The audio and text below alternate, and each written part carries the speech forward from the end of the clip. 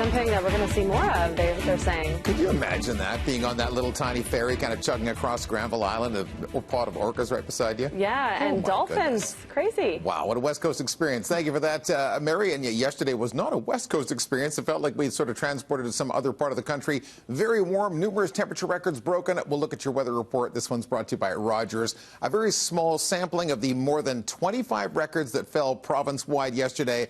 Inland towards Blue River and parts of the interior.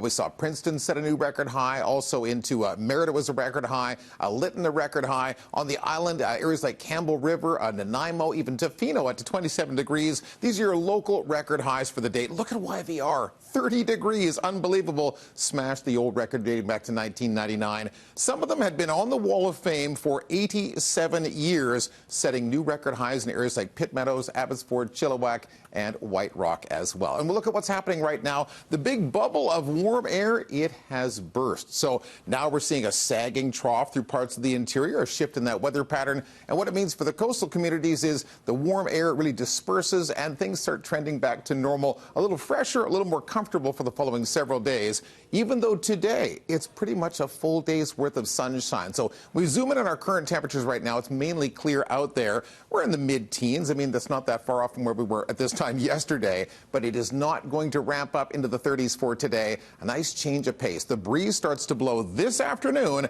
and keeps a lid on the rising temperature. It's the leading edge of that marine air mass, so 24 degrees, a beautiful blue sky afternoon today.